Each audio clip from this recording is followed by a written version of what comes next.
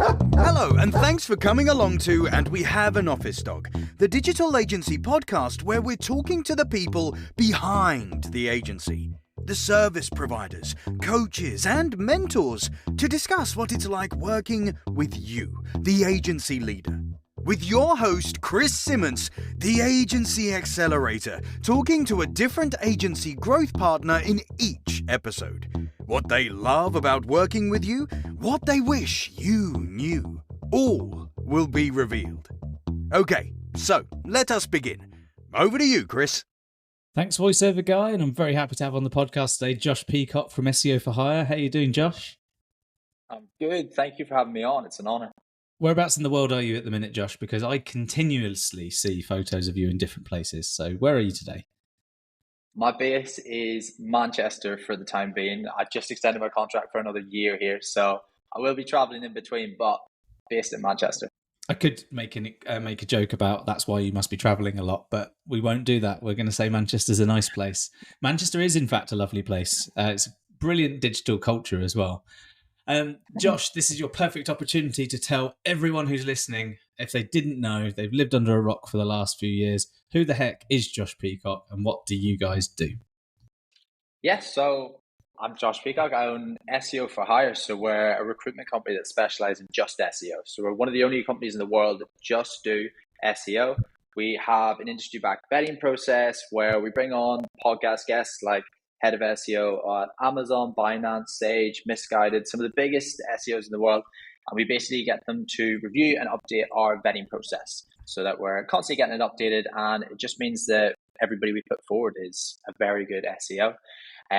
So yeah, that's kind of what we do in a nutshell, but we do a lot around that. So as I mentioned, we do the podcast. My team does live webinars every Friday where you've been on a guest on that before.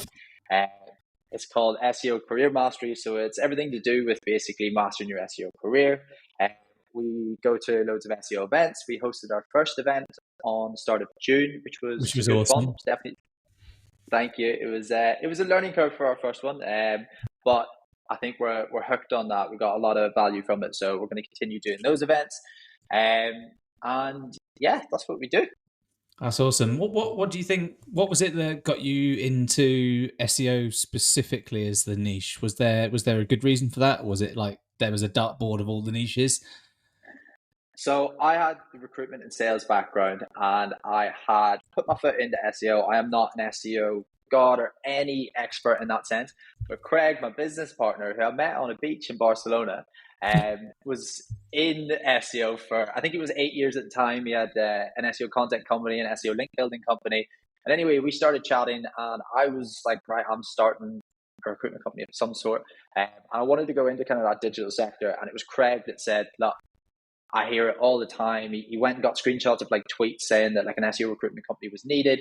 So we did a few months of research on that. And nearly everybody we rang up basically said, look, we 100% need it. There's so many ways to fluff a CV, answer a few scenario questions once they get in, and then they're out the door within the next month. So that's how we were born. That's awesome. And you've got two sides to this, really, haven't you? You've got and all recruiters have this kind of dual approach in the sense that you need to work with the agencies and with the businesses that need people, but you also need to go out there prospecting for good people that you then go through the vetting process for. So presumably, like balancing that's quite a lot. I saw that Darius has done something like 600 calls this year or something with agencies, and he's 350, but we can go with 600 right. If you want. I mean, when this goes out, who knows? It could be that high by then. But he must be consistently talking to people and kind of giving feedback internally about the general quality of the employee side of things. Who is it that talks to the agencies from that point of view more? And so, well, Darius is involved quite a bit as well, just because he does more candidate side. So I want him to meet the agency, because you find out more about it on a call or when you meet somebody face to face. It's like what they're actually looking for. So I want Darius there from the start, so that when he does place candidates there, he kind of has a better idea of like what they're actually after, rather than just reading a document. And so what is it that, like, of all of the experience you've got with agencies, what would you say is something that you love most about working with agencies? Hey, voiceover guy here. Me again. Minty Digital increased its net profits by 54% within 6 months with the OMG Accelerator program. Check out omg.center/info. Sorry, Chris. Keep going. Never buying voiceover from Fiverr again. A shameless plug for Charlie and for you. Yeah, I mean double time. So, what is it that you love most about working with agencies? Because you work with in-house teams as well as agencies, but there's something pretty magical about agency land. Yeah. So we work with all kinds of companies from all over the world. And I think my favorite thing is I've always kind of been a people person. I love getting in and seeing what way agencies work because they're all different. They all work in different ways. And to me, it's really exciting going in and seeing a company that puts like their workforce or their team at the top. So they're experimenting with new things. Like 4-day work weeks, I'm not the biggest fan of it, but like things like that, and they're doing all different kind of things to basically up the morale, up the team spirit and all that. So you can tell 5 minutes into a call if a company is genuinely passionate about their team or if they just want C players to like get the job done. So to me, my favorite thing is getting into a company and seeing how much they actually care about bringing their team up, basically.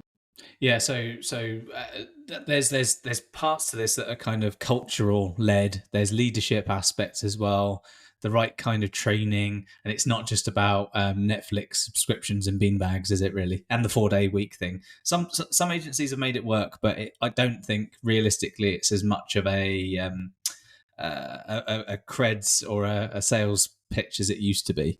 If you're looking at some of these great agencies and you're seeing some of the stuff that they're doing that kind of makes them more appetizing to a potential candidate, beyond benefits, what is it that most candidates typically look for? What do you normally put on those profiles that you build? So I actually, at our event, I did a whole talk about this, but most of candidates, yeah, you were there. Most of the A-player SEOs that we work with, like, yes, of course, salary is like a big factor. But if you look at a normal job description, like how can you get excited over responsibilities, requirements, and like a little bit about the job? Like to me, it's just I don't understand how people can get excited at that. So all I see is like the salary and maybe the company, and then people get excited. But what we've done is we basically, our job description that we do, we build a unique website. We call it the Golden Recruitment Formula. Pretty proud of that. But what we do is we try and find out over from all these calls with candidates, we're trying to find out what else motivates them. And a big thing that motivates candidates that we chat to is showing them who's actually on the team, who they'll be working with on a daily basis. We've had instances where somebody's worked with somebody 5 years before, really, really enjoyed working with them, didn't know they were going to be part of the team. They're like, oh, I really wanted to work with Alan. Alan was my mentor 5 years ago. Bang, bought into the company. How the company celebrates employee success, what the company culture is like. So basically what we do is we sit down with somebody who's been there at the company for a while so we can get this, and it's like email format, so it's like personal, it's not just like bullet points or whatever. So how do you celebrate employee success? Is there a career roadmap? That's a massive one for candidates.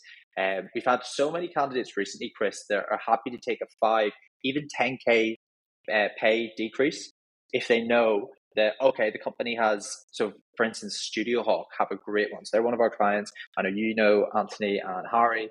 And basically what they have is they have like, what you're here with us for 1 year. This is going to be your salary. This is going to be some KPIs we need to hit. You hit them. Here's year 2 salary bracket. Here's year 3. And like the titles keep on going on with them as well. So just finding out more about the actual role rather than just responsibilities and requirements is a massive one for us. And I reckon that there's a lot of agencies that sit there and they go, I've put this job ad out. And actually you probably have these conversations because they try and do it themselves first, sometimes successfully. And then they go, why doesn't anyone want this? There must be kind of like well, here's your diagnosis, here's your audit of what it is that's missing. And it isn't the salary bit, because usually that's missing on most job ads, but it shouldn't be. But it's not just the CV. It's not just the job ad. It's everything that goes with it. It's that stuff. It's where am I going to be? How do I fit in several years' time? And I think as an agency leader, you need to be thinking. As a leader of any agency or of any business, you should be thinking several steps and several years ahead. You should be doing that for the people as well as the organisation.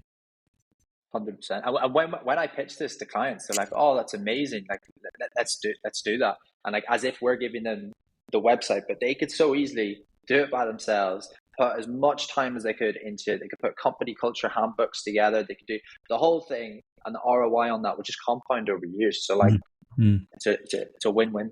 Yeah, and is there anything that you normally recommend to agencies once they've brought someone in, they've used you guys, the process is done? Is there any kind of like, say, mop up? Is there any kind of post placement type of work that gets done? Because I noticed in the years that I was running agencies, first of all, some recruiters you need to avoid, and some recruiters you should always keep on hand. So when you have a good experience with a good recruiter, just stick with them.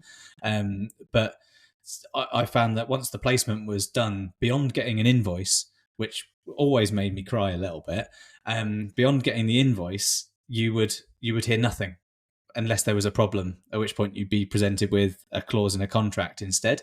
I always find that, with recruitment companies, there ought to be some kind of like, you're hiring, you're growing, here's some support and guidance and whatever that we can offer, or even just recommend that comes off of the back of that to help you retain that staff member, to make that staff member's value increase. Is there anything on the horizon around that sort of thing?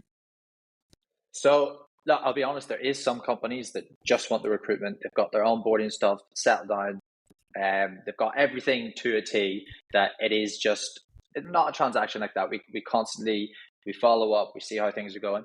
But there is the companies that it could be their first time hiring an SEO, or they've been doing PPC for a while and they want to build out an SEO team, or they've been outsourcing SEO to an agency and want to build an in-house team, still agency side, where we'll bring on, so Craig loves this. Craig loves going in and seeing like, this is the way you should structure your team.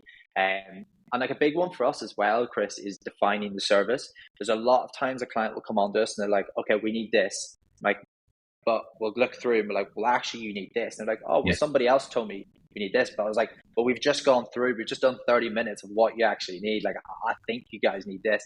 So if something like that does happen, we have got ongoing relationships where me and Craig will jump on a call every month, every 2 months, whenever it's really needed, and just make sure everything's smooth sailing. Is there any help that's needed? And that kind of always, like, I don't mean it, we're not doing it in a selfish way. We're doing it in a way because we want long lasting relationships. Yeah. But a lot of the times that does end up being like, oh, well, actually, the person you put in is like smooth sailing, he's done this. We actually need an SEO exec underneath him, or we need content side or something. So yeah, we constantly, like, I even said it on a call the other day. I was on a US call with, there's 12 people showed up to the call for the proposal, which is like the biggest I've ever done. I thought it was going to be like 2-3 people max. But that's one thing I said, is that we're not here for just transactions. We're a young company. We've only been around for 2 years. I want long lasting relationships. I want, like, even if we don't get any money from it, I want to be able to bring advice or bring whatever it is. And like me and Craig have done that plenty of times, where we've gone on a call where we think it might be a sales call, but it just ends up being like, well, look, this is what we do. This is what past clients in the past have done. This is what you should do. And they just take it and go with it and don't use it as a recruitment company, which hopefully pays off in the long run. But yeah, absolutely.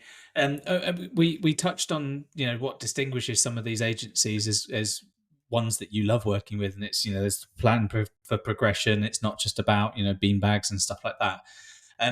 What is it that I'm sure you've had a few calls with a few corkers that you've kind of thought we can't, for our own reputation, place people in these places. Obviously not naming names or anything like that, but is there anything that's like a common thread that you've noticed when there's people that you can't work with at that point? What are some of those commonalities that you've seen? Yeah, so there's a few companies that we have blacklisted where we haven't worked with them. A few of them I worked in the early days when it was just me on the team doing everything. In my head, I was like, right, sales equals company is going to survive. And it was like everything going forward. And a few of those companies where we had problems where and this is only in my experience happened in the UK. And in the US, salaries, they jump about all the time. But in the UK, there's been 3 companies I can think off the top of my head where we've gotten in, and at the start we've said, look, you're not going to find somebody on that salary for what it is. And they're like, oh, well, we've done it in the past. We did it 7 years ago, right? And I'm like, what? Okay, we're 7 years forward. and they just won't move. And there was one time I remember an incident where it was for an SEO manager role. I think it was a 30K salary. I brought a few people in, they interviewed them, and they waited until like the third or fourth interview where it was like coming back to me, trying to negotiate with it while this candidate's gone out on the limb to try and do this. And they just don't budge. And they're like, Josh, I could find somebody on this. I'm like, well, go do it then. So when it comes to that, as well as that, there's a lot of companies that come in and they're like, kind of as I mentioned earlier, where they're like, okay, I want this. And then we go through a few things and we're like, well, like, I think we'd advise maybe doing this and this differently. And they're just completely stuck to it. And we've had instances where like 3, 4, 6 months down the line, somebody's come back being like, yeah, this hasn't worked. We need to do this. Yeah. Like, yeah, and the problem with quite a lot of this is, agency leaders, I was one, I know what it's like. You've got the most massive ego. I've obviously humbled an awful lot in the last few years, but you've got massive egos. It's very hard to sort of be told something isn't quite how you want it to be.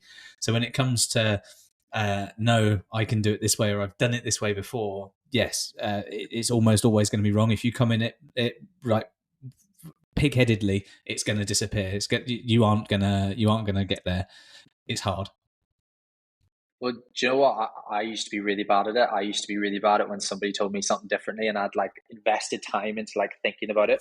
But I've one of my favorite books called The 4 Agreements by Don Miguel, and one of the agreements is like, don't take things personally and don't make assumptions. And I read it recently, and something like clicked in my head. I was like, oh yeah, that thing that somebody's been telling me, it's actually to help me. It's not to like go against me. But I think it's just nature, especially in men as well. Yeah, there's definitely that trait for sure. And I think people typically, if you don't usually start an agency because you're timid and want to keep out of the way, and usually you have some early success and do quite well, and you then sort of get that kind of belief that your idea must be the best idea because it's your idea.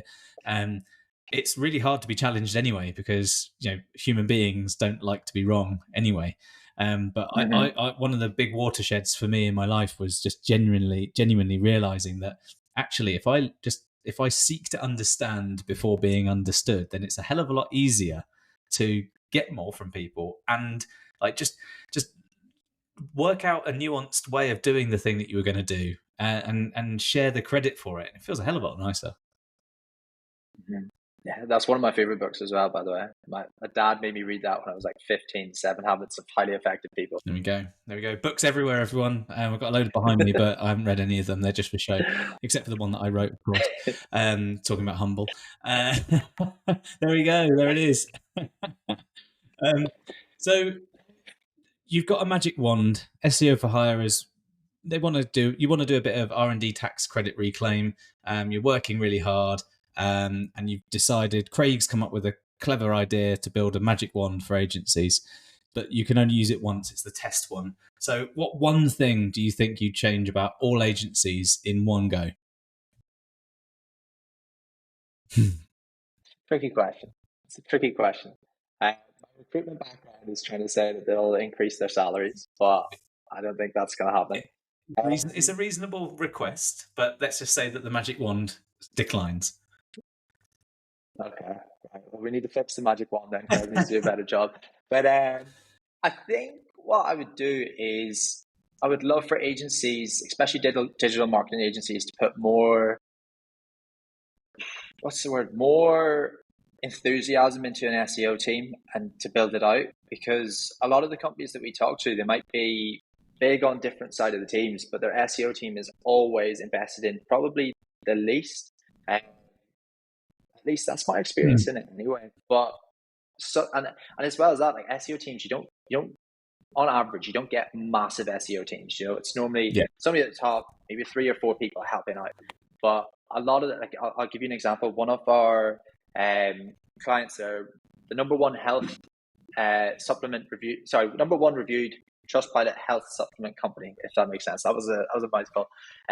Over in the US, but they came to us earlier in the year. And they were like, right, this is our budget. We've got this, and we want the best, and we want to build from the pyramid down instead of bringing in kind of average or beginner people. And So we placed somebody on, I think it was 115K salary, SEO director.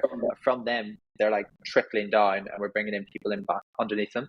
But like they've come back and they've showed us the results that they've done from SEO, and they were always doing SEO. They were just outsourcing it to an actual agency rather than building an actual team. So I guess if I could wave a magic wand, it'd be that. Invest more into your SEO team. And final question. Haven't told you this one's coming, so hopefully this will be all right. What do you think the big trend in SEO teams will be in 2024?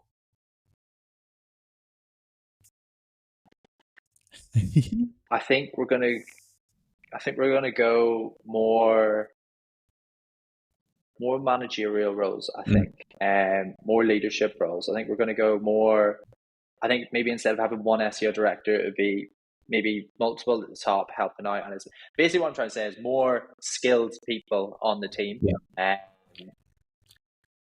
I don't want to get bitten for that one, but I think more skilled people. This is why a prediction's a prediction. It could be wildly inaccurate. I mean, most famous commentators get these things wrong, and you see them in the news later on. How ridiculous that was!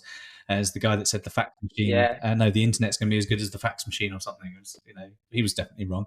But with the way that technology is changing, investment in skills and creative and critical thinking people, management and leadership skills are likely to do better for an agency than, say, someone who's going to sit there for 20 grand a year writing 1,000 title tags. Exactly. Well, do you know what? We just onboarded a client recently in the last month, and they don't have a big SEO team, but they've got 6 SEO managers, which is like quite big. What's also cool as well is on a Friday, they put down their actual client work and they all get together and build affiliate sites together. I like that idea. Well, that was pretty cool. That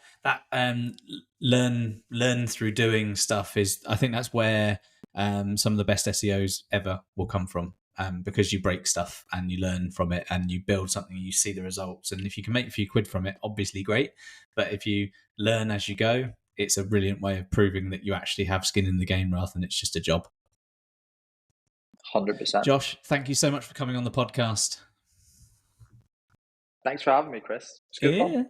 In our next episode, we'll be speaking with another agency recruiter. Probably no, we don't like other recruiters. We only like Josh and the SEO for Hire team and all of the other recruitment partners, of course. Thanks very much for listening, and speak to you all soon.